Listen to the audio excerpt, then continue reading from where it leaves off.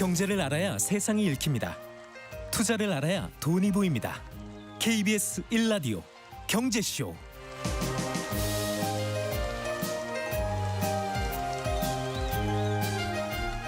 (2026년도) 세계 경제가 2.7% 성장할 것으로 전망된다고 유엔이 밝혔죠. 우리나라 올해 경제 성장률은 1.8%로 전망했었는데요.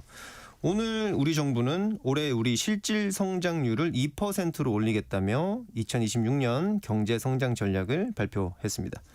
적극적 재정 정책 그리고 소비, 투자, 수출 등 부문별 대책으로 성장률을 0.2%포인트 더 끌어올릴 수 있도록 총력을 다하겠다는 건데요.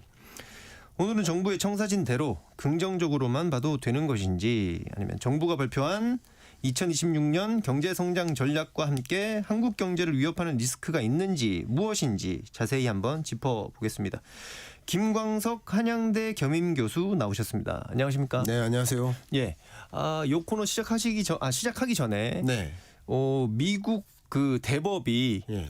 대법원이죠. 예, 미국 대법원이 상호관세를 무효화할까에 대한 얘기를 먼저 했으면 좋겠다. 이렇게 네. 말씀을 해주시더라고요. 어떻게 네. 될 것 같으십니까? 예, 맞습니다. 이제 지금 현재 공지대로라고 한다면 예, 우리 한국 시간 기준으로 자정에 예, 연방 법원의 발표가 있을 것으로 지금 현재 보고 있는데, 네, 만약에 이제 무효화되면 어떻게 될까? 아니면 반대로 트럼프의 손을 들어주는 네. 상호관세 괜찮아, 유효화하면 어떨까? 이것에 따라서 경제적 그 파급 영향이 지대할 겁니다. 지대할 예, 것이다. 그 부분을 잠깐 말씀을 드리도록 하겠습니다. 네, 상호관세를 무효화하더라도 트럼프 대통령이 쓸 수 있는 카드는 꽤 여러 가지가 있다. 뭐 이렇게 제가 전해들은 바는 있는데, 네, 그렇습니다.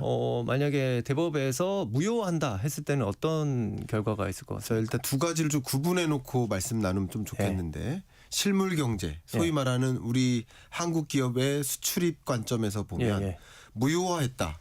그러면 이제 한국 기업들은, 또 한국 정부도 마찬가지, 지금의 상호관세 체제에 맞게 뭐 수출 전략이나 이런 걸 다 꿰해 놨어요. 네, 그러니까 기업들은 제일 싫어하는 게 뭐냐면 또 변화예요. 불확실성. 예, 또 다른 변화. 네, 그럼 만약에 무효화한다 그러면은 트럼프 대통령은 플랜 B를 가지고 네. 그것에 준하는 수준의 관세율을 유지시키려고 할 겁니다. 그렇죠. 그러니까 그동안 해왔던 이제 품목별 관세 기준이 됐던 무역 확장법 232조를 가지고 IPA법이 아닌 네. 그것을 가지고 어쨌든 그에 준하는 상호 관세 수준의 관세를 부과하려고 할 겁니다. 네. 그럼 이제 품목별 관세를 가지고 조정하다 보면 기업들이 또다시 혼란이 오겠죠. 네. 이게 하나의 무역에 있어서의 혼란, 불확실성이라고 볼 수 있겠습니다. 다만 무효화한다, 증시는 어떨까? 혹은 세계 금융시장은 어떨까? 네. 이 부분에 이제 문제가 있어요. 네. 첫 번째는 그러면 소급 적용한다. 예. 그러면 상호관세를 부과했었던 것을 다 돌려줘야 된다. 네. 그럼 상호관세를 그동안 누가 냈을까요?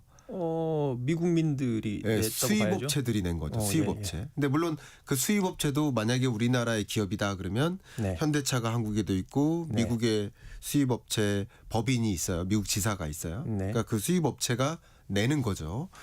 예, 결과적으로는 소비자들이 이제 결과적으로는 부과하는 거지만 그러니까 어쨌든 수입 업체가 네네. 관세를 내는 것이고 네네. 그 부담, 비용 증가분이나 뭐 마진율 축소분을 예를 들어서 유통 라인에 이제 분배한다든가 하는 것이죠. 네네. 소비자가 반드시 부담하지 않을 수도 있는 것이죠. 네. 물가 상승으로 100% 이어지지 않으니까 말이죠. 네. 어쨌든 이 관세는 누가 부과하는 거냐? 수입업체가 부과한다. 그럼 이들에게 관세를 돌려줄까? 물론 순순히 돌려줄 것 같진 않아요. 트럼프 대통령의 그러게요. 행보가. 네. 예, 그래서 여러 가지 방식으로 좀 끌 것으로 보여지는데 어쨌든 시장의 기대는 뭘까요? 상호관세 무효야. 그러면 그동안 우리 예를 들어서 현대차가 지금까지 부과했었던 관세 부과액이 1조에서 2조 정도로 지금 추정하고 있는데 네. 그럼 그 정도를 소급 적용 받겠네 하는 관점에서 예. 미국은 많은 관세를 소급 적용해서 뱉어내야 되니까 미국 금융시장은 좀 무너질 수 있지만 네. 한국 기업들은 오히려 네. 관세를 소급 적용 받겠네. 네. 1차적으로는 예. 그리고 관세율이 낮아지겠네. 네. 대미 수출이 늘어날 수도 있겠네. 기업의 경쟁력이 생기겠네. 네. 하는 기대감이 적용될 수 있다. 이게 1차적인 요인입니다. 네. 다만 미국 경제 같은 경우는 그걸 어떻게 뱉어낼까요? 어떤 돈으로 뱉어낼까요? 그럼 트럼프 대통령은 분명 네.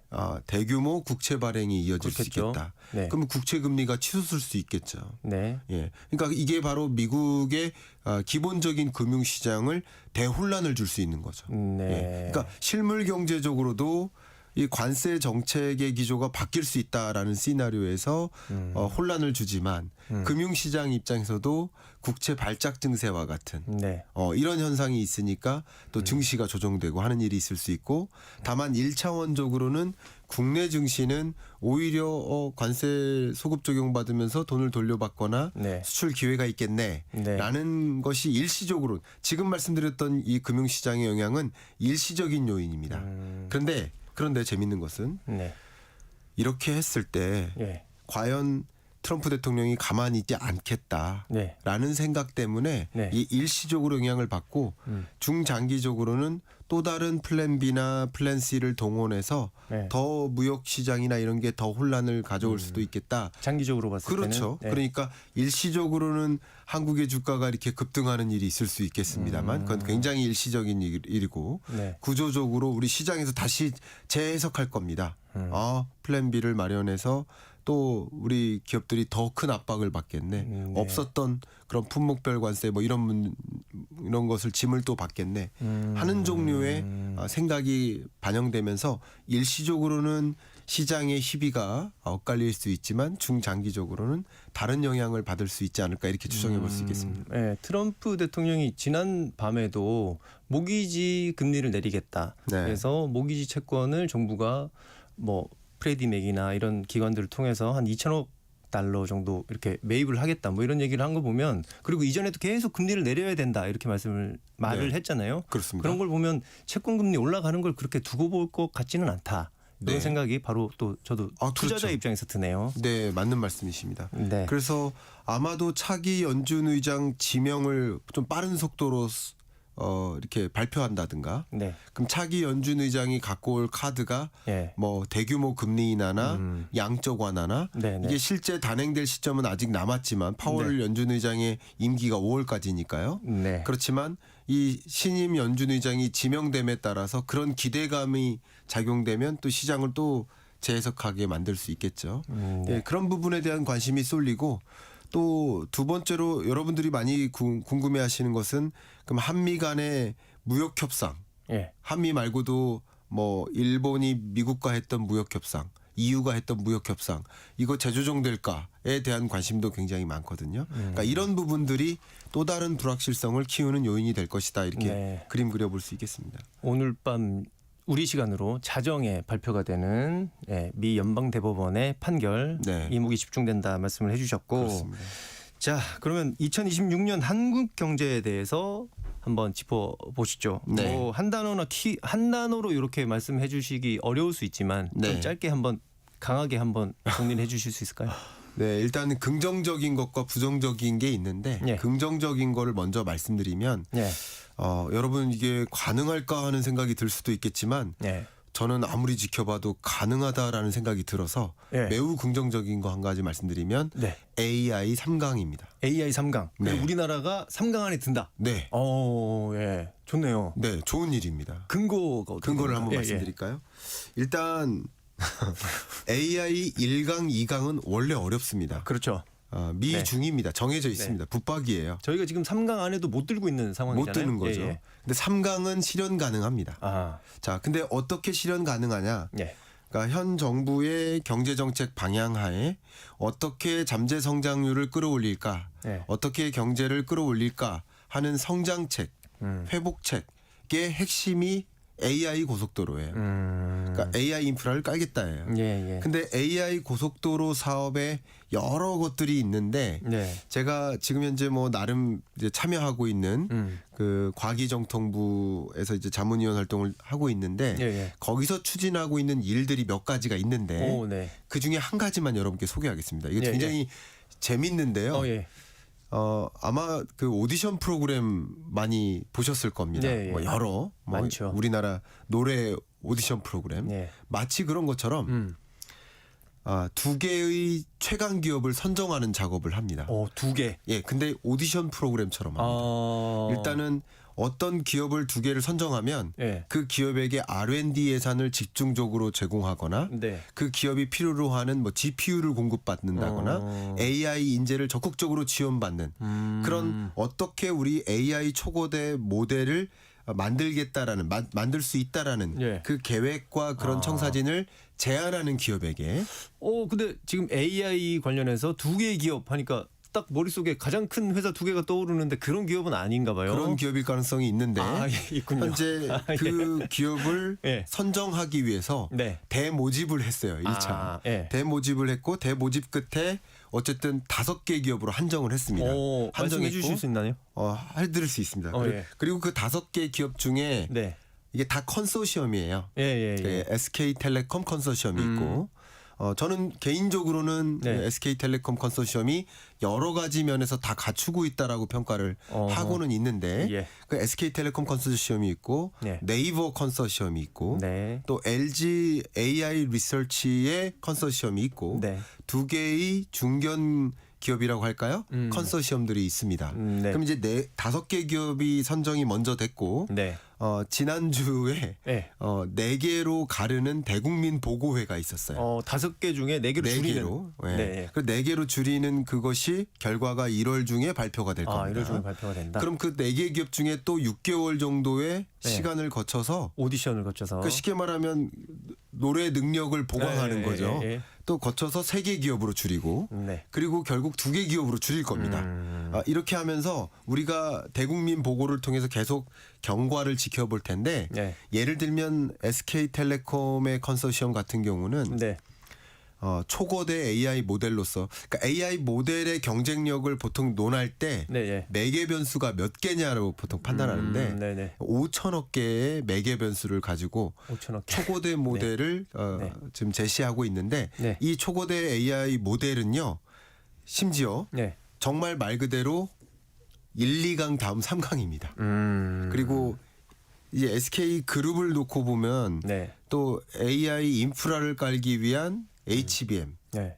그리고 GPU는 조달받기로 이미 되어 있죠. 예. SK 그룹이 네. 5만 장.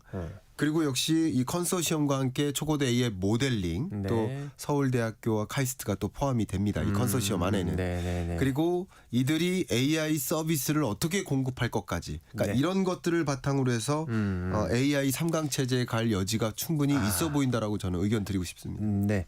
부정적인 것도 한 가지 말씀해 주신다고 네. 하지 않나요? 짧게 좀 부탁드리겠습니다. 제가 생각하는 네. 가장 부정적인 이야기는 물론 이 상호관세에 대한 판결 결과에 따라서 네. 무역 협상이 재조정될지는 알 수 없으나 네. 지금 현재 약속한 것을 기준으로 보면 3억 5천만 달러를 3억 5천억 달러를 우리는 미국에 3억 5천만 달러. 3억 5천만 달러를 예, 예.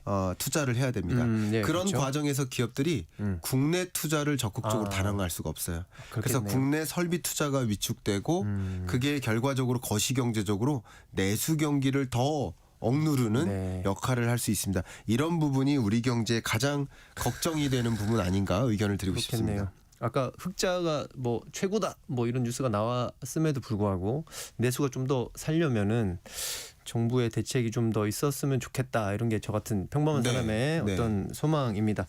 질문을 많이 준비를 했는데 빨리 한번 넘어가 보시죠.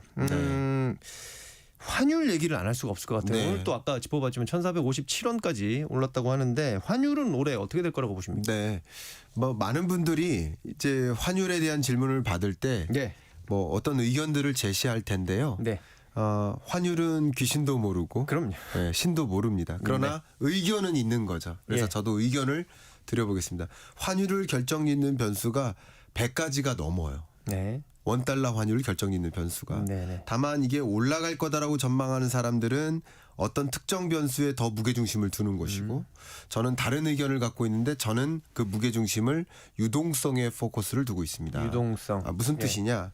우리나라의 지금 통화량 증가율이 미국의 통화량 증가율보다 올라가 있어. 더 넘어서 있어요. 네. 이 얘기는 미국도 달러 가치가 떨어지고 있는 국면이지만 네. 우리나라 돈의 가치는 더 빠르게 떨어지고 있다는 뜻이에요. 그리고 역시 금리의 레벨도 마찬가지. 우리나라의 금리가 더 미국보다 낮죠. 낮아요. 네. 그러니까 이것은 우리나라의 돈의 가치가 상대적으로 더 떨어지고 있다라는 것을 보여주는 특징들이에요. 그런데 26년을 조망해 보면 네. 미국의 유동성이 폭발적으로 증가할 것이다. 이 부분 좀 강조하고 싶고요. 예. 특히 차기 연준 의장이 지명되면 네네. 양적 완화라는 카드, 예. 대규모 금리 인하라는 카드. 네. 제가 영어로 말씀드려서 죄송하지만 트럼프 대통령이 계속 강조하는 게 1% and even lower than that. 아. 1%나 1%도 안 되는 금리를 만들겠다. 이 표현을요. 1년 넘게 해왔는데 네. 차기 연준 의장은 이걸 네. 그대로 이행할 사람이 지명될 겁니다. 그러면 미국의 금리 인하 속도만큼 빠른 나라가 26년에는 없을 겁니다. 미국의 유동성 공급 속도, 통화량 증가 속도가 더 빠른 나라는 없을 겁니다. 특히 26년을 결정질 굉장히 중요한 변수가 스테이블 코인의 발효인데요. 네. 스테이블 코인 이 법제도가 발효되는 순간 스테이블 코인이 더 적극적으로 발행되고 더 많은 미국 단기 국채를 매입해주는 장치가 적용될 것이고, 그리고 차기 연준 의장은 양적 완화라는 카드까지 꺼내 들면서 쉽게 말하면 연준은 장기 국채 그리고 스테이블 코인은 단기 국채를 매입해주는 장치로서 작용하다 보니까, 그래서 이 부분에 포커스를 둔다면 미국의 금리 인하가 굉장히 빨라서 한국의 금리 수준보다 더 낮아질 것으로 전 전제하고요. 네. 그리고 통화량 증가율도 한국보다 더 우리나라도 통화량 증가율이 높은 수준을 유지할 것이라고 가정하지만 미국의 통화량 증가율이 더 빨라질 것이다라고 저는 의견을 드리고 싶습니다. 그런 면에서 네. 환율이 1,350원에서 1,400원 사이에 안착되지 않을까. 26년 끝자락에 그렇다라는 거죠. 안착할 수도 있다. 네, 그 그렇게 의견을. 저는 전제를 네. 전망하고 있습니다. 네, 알겠습니다. 근데 이게 지금 당장은 약간의 고환율이잖아요. 그럼요. 그래서 예. 물가 상승을 부를 수밖에 없는데 그렇습니다.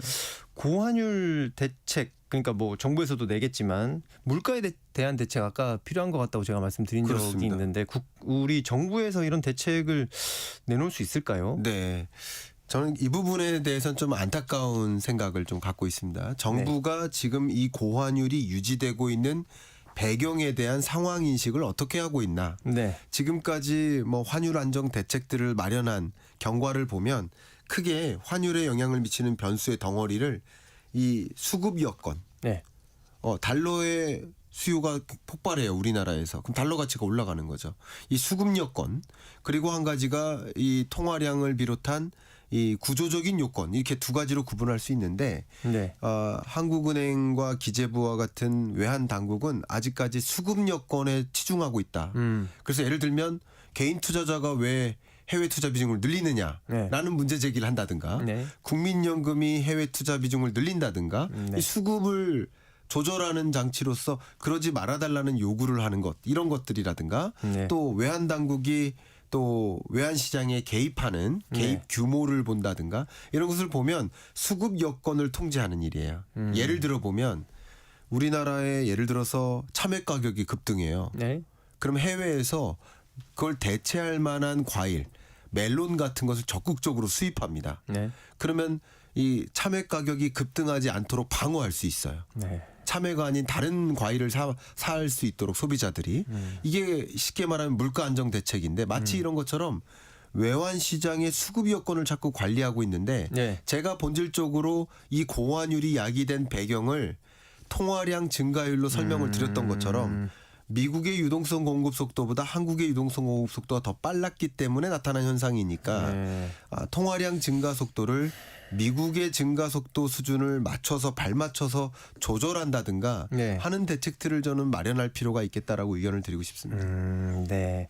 뭐 정부의 대책에 대해서 여쭤봤습니다만 사실은 작년 11월에 마지막 그 금통위에서 금리를 동결하는 네. 결정을 내리면서 거기 이제 소수 의견으로 금리를 인하해야 한다는 분도 계셨잖아요. 그렇습니다. 그렇게 되면은 더 많은 돈이 풀리면서 유동성이 더 많아질 수도 있는 네. 그런 상황이기도 한 거잖아요. 네, 한국은행의 금리 조정을 통한 통화량 조절 장치가 바로 그런 것이죠. 근데 좀 명확하게 말씀드리면 한국은행의 금통위 위원은 한국은행 총재와 예. 나머지 6명의 위원으로 구성되는데, 그중에 3명은 인하에 가까운 의견, 향후 3개월 동안 인하하는 것이 적절하다. 한 번은. 그리고 나머지 3명은 동결하는 것이 적절하다라는 갈려진 의견을 좀 갖고 있었는데, 네. 뭐 아마도 금리 인하의 필요성을 제기하는 위원들은 환율이 그래도 안정되지 않겠느냐. 아까 제가 여러분께 설명드렸었던 것처럼 그런 요인으로 안정되는 흐름이 있지 않겠느냐. 그럼 안정되는 흐름이라고 한다면 우리 한국 경제에 너무나 내수 경기가 침체되어 있으니까 내수 경기 침체를 이제 보완하기 위한 완화적 통화 정책으로의 이행이 필요하다라는 입장으로 해석을 해볼 수가 있을 것 같습니다. 네. 조금 넘어가서 이제 수출 얘기를 좀 해봤으면 좋겠습니다. 네. 지난해 사상 처음으로 7천억 달러를 돌파한 수출인데요. 네. 특히 반도체 부문을 정부가 적극 지원하겠다고 이번에 발표를 했는데 네. 올해도 수출이 그 정도 아니면 그보다 더 이렇게 될 수 있다고 전망을 하시나요? 올해도 수출 증가율이 뭐 상당했고요. 예. 결국 우리나라 전체 수출 품목 중에 작년에 작년에 그러니까 지금도 마찬가지지만 1위부터 한 20위까지를 나열하면 네. 20개의 주력 수출 품목이 우리나라 전체 수출액에서 70% 이상 차지합니다. 그러니까 20대 주력 수출 품목이 어떤 이냐. 네. 그게 우리나라의 수출을 좌지우지한다. 근데 20개 주력 수출 품목 중에서 단연 1위가 반도체고 예. 그리고 자동차 부품 이런 것들입니다. 결과적으로 주력 수출 품목의 수출 여건을 개선해서 또 수출을 또 장려하는 이런 대책들을 마련해서 수출 규모를 늘리자라는 이런 방식인 건데 네. 그것은 수출 규모를 유지하는 그리고 수출을 더 확대하는 그런 전력일 수는 있다. 그러나 안타까운 것은 네. 반도체와 자동차 부품 그리고 몇몇 주력 수출 품목을 제외한 나머지 수출은 사실 늘지도 않았습니다. 그러니까요. 그리고 25년을 가리켜서 반도체 수출이 왜 이렇게 늘었느냐? 수출 물량이 는 게 아닙니다.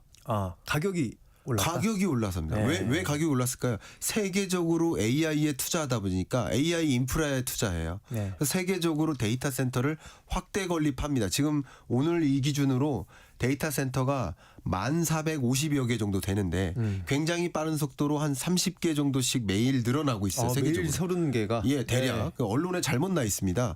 언론에는 지금 사흘에 하나꼴로 늘어난다는 식으로 나와 있는데 아닙니다. 데이터 센터가 굉장히 빠른 속도로 늘어나고 있습니다. 그러다 보니까 세계적으로 데이터 센터를 구성하는 핵심이 뭡니까? 반도체예요. 그렇죠. GPU, HBM, 네. DRAM 반도체입니다. 그러니까 반도체 수요가 폭발적으로 늘어나면서 네. 그만큼 충분한 공급 능력은 없으니까 가격이 상승하는 겁니다. 가격이 뭐 한 달 동안 3배 오르고 그랬잖아요. 네. 그러니까 당연히 반도체 수출 가격이 오른 거죠. 수출액이 늘은 거죠. 네. 양이 는 게 아니에요. 근데 26년 들어서 이 캐펙스 투자가 그만큼 유지될까? 25년만큼 그렇게 보는 사람은 거의 없습니다. 그러니까 25년에는 인프라에 많이 투자하고 네. 26년에는 그 투자된 인프라를 활용하는 영역. 이걸 열매를 피지컬 따먹겠다. AI라고 하죠. 예. 이 영역에 대한 관심이 집중돼요. 네. 그러니까 그만큼 추가적인 데이터 AI 인프라가 투자가 이어질까? 네. 그러면 반도체 가격이 떨어질 수도 있는데 네. 그러면 떨어질 가능성이 높다고 봅니다. 올해의 증가세가 유지되기는 어렵다고 봅니다. 그러니까 가격 상승의 둔화가 이어진다. 가격이 떨어진다기보다는 네, 그런 흐름이 이어진다면 수출 증가세가 유지되기 어렵거든요. 근데 이런 국면에 반도체를 중심으로 수출 진흥책만을 집중한다면 네. 그 반도체가 아닌 나머지 산업들은요. 네. 지금 그러니까 지금 양극화, K자형 경제 이 얘기가 나오는 거예요. 그러게 몇몇 말입니다. 주력 수출 품목만 수출 호재고 네. 고환율에서 엄청나게 채산성이 개선되는데 그렇지 않은 나머지 중소기업들은 수입업체들 특히 네. 엄청난 이 수입 부담 때문에 이 마진 폭이 줄고 또 성과급도 없고 네. 이렇게 되니까 양극화가 벌어지는 거거든요. 네. 그런 면에서 지금 이미 잘 되고 있는 반도체를 중심으로 수출을 늘리는 것은 가능한 시나리오이나 네. 그게 우리 전체 경제를 위해서 그것만이 방법이라고 가정한다면 좀 아쉬운 감이 있다라는 생각을 좀 가고 있습니다. 그럼 실물 경기는 말씀하신 걸 들어보면 약간 그렇게 밝지만은 않다 이런 생각이 드는데 그런 코스피나 이런 곳에서 대장주들 이렇게 잘 나가는 반도체 회사들 말고 다른 작은 회사들 혹은 네. 실물 경기는 어떻게 될 거라고 보십니까? 일단요, 이 숫자를 가지고 먼저 말씀드릴게요. 예. 올해 그러니까 25년 성장률이 1.0%예요. 이제 근데 이 1.0%가 어느 정도 숫자냐면요. 네. 근래 우리 진행자님께서 태어나신 이래로 네. 경험한 우리 경제 위기가 4번 있었거든요. 네. 1980년에 한 번 있었고요. 80년은 제가 태어나지 않았습니다. 예, 83년생이어가지고. 그러셨어요. 네네. 그러면 태어나신 이후로는 3번밖에 없어요. 예, 예. 근데 어쨌든 80년에 오일 쇼크에 네. 따른 경제 위기가 있었고요. 네. IMF 외환 위기. 그렇죠. 이게 마이너스 5.1% 역성장. 네. 그리고 2008년 금융위기. 네. 이때 우리나라가 0.8% 성장했어요. 마이너스가 아닙니다. 네. 그리고 하나가 팬데믹 경제 위기. 예. 이렇게 20년에? 이렇게 그때 마이너스 0.7% 성장했습니다. 이렇게 네 번의 경제 위기가 있었는데요. 네. 중요한 얘기 하겠습니다. 25년 성장률 1.0%는 네.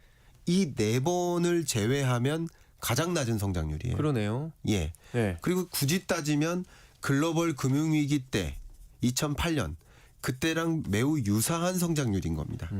그러니까 제가 말씀드리는 네. 26년 성장률이 네. 2.0%라고 하더라도 네. 이것은 기저효과가 네. 반영된 성장률이니까 기저 효과가 반영이 된 거다. 2.0% 성장이 네. 굉장히 좋은 숫자가 아니다. 네. 그리고 실현 불가능한 숫자가 아니다. 이것은 좋은 성장률이 아니다.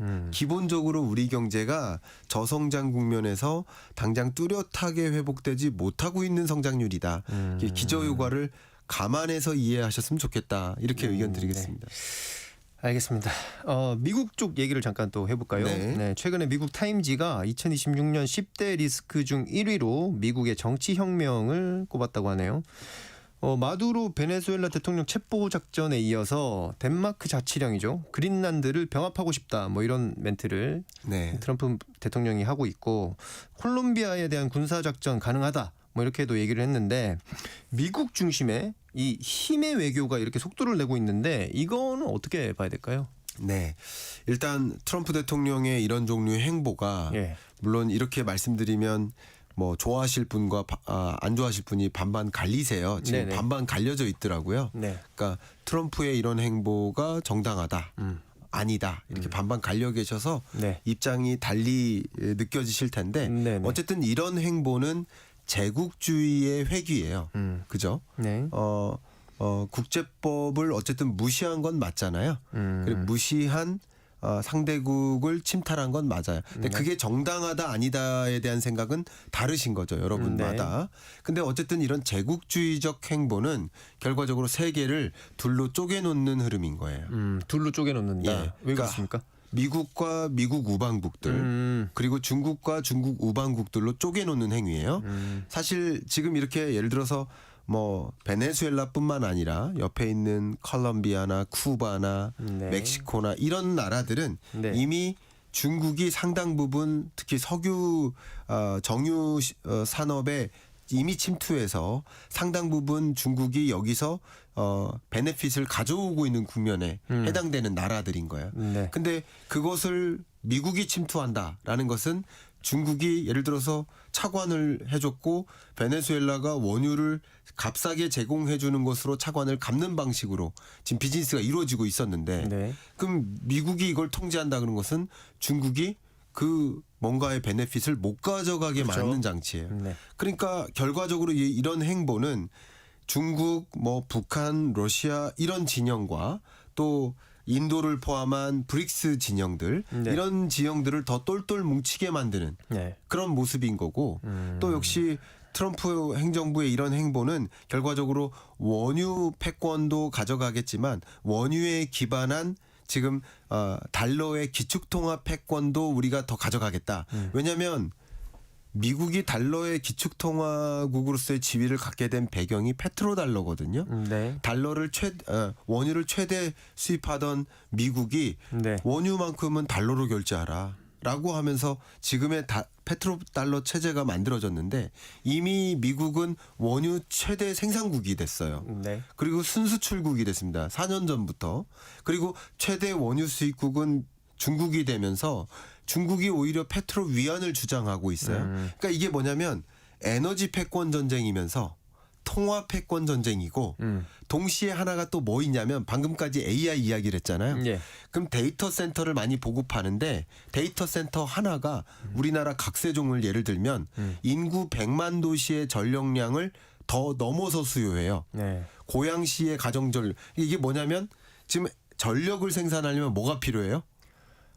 화력 발전이 필요해요. 아, 발전이 아직까지도. 필요하다. 예. 전기가 뭐냐면 필요- 원자력 발전, 화력 발전, 재생에너지 이런 것들이 주인데 네. 아직까지도 지금 생산되고 있는 전력량의 가장 많은 비중은 화력 발전이에요.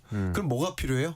역시 원유가 필요해요. 네. 그런 관점에서 지금 원유 패권 전쟁, 통합 패권 전쟁, AI 기술 패권 전쟁으로 이어지는 세계가 둘로 쪼개지는 듯한 그런 모습으로 전개된다. 이걸 저는 지경학적 분절화라고 표현을 했는데 지정학적 분절화. 예, 네. 지경학적 분절화가 전개되고 있는 현상이다라고 좀 의견을 드리고 싶습니다. 네.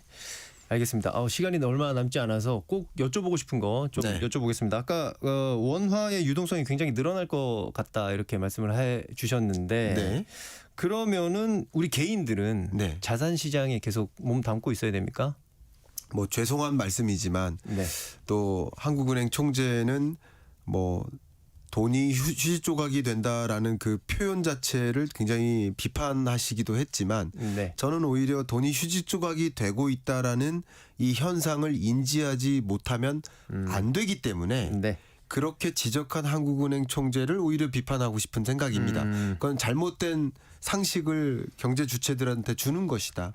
왜냐하면 돈이 계속 풀려요. 네. 금리가 또 인하돼요. 네. 지금 인하를 준비하고 있지 인상을 준비하고 있는 건 아니에요. 한국은행조차도. 네. 그러니까 이런 흐름은 돈의 가치가 더 떨어지는 거예요. 돈의 가치가 떨어질 때 돈의 양은 많아지는데 뭐 코인의 양은 정해져 있다. 돈의 양은 많아지는데 금의 양은 정해져 있다. 돈의 양은 많아지는데 서울 아파트의 양은 정해져 있다. 더 네네. 많은 돈을 주고 자산과 바꾸는 행위예요. 그러니까 지금 25년, 26년은 소위 말하는 유동성 장세이니만큼 네. 실물 경제가 어려우니까 유동성을 더 붓고 그러면 돈의 가치가 떨어지니 나머지 자산 가치가 올라가는 국면인 거예요. 네. 실물 경제가 이렇게 어려운데 왜 주가는 사상 최고치예요? 이런 질문 주시는데 실물 경제가 어려우니까 유동성을 퍼붓는 거예요. 그 힘으로 주가가 오르고 서울 아파트 가격도 오르고 지금 이런 거거든요. 예, 예. 그런 관점에서 여러분들이 돈의 가치가 떨어지고 있는 이 현상을 더 명확하게 주목하시고 네. 돈을 돈으로 갖고 있는 게 아니라 자산의 형태로 갖고 있는 것이 더 적절한 의사결정이겠다라고 의견을 네. 드리고 싶습니다. 굉장히 짧게 답변을 좀 부탁드리겠는데 네. 머니무브 그러니까 이재명 정부가 지속적으로 부동산에 있는 돈을 주가 주식 시장으로 좀 이렇게 옮겨야 된다 이렇게 네.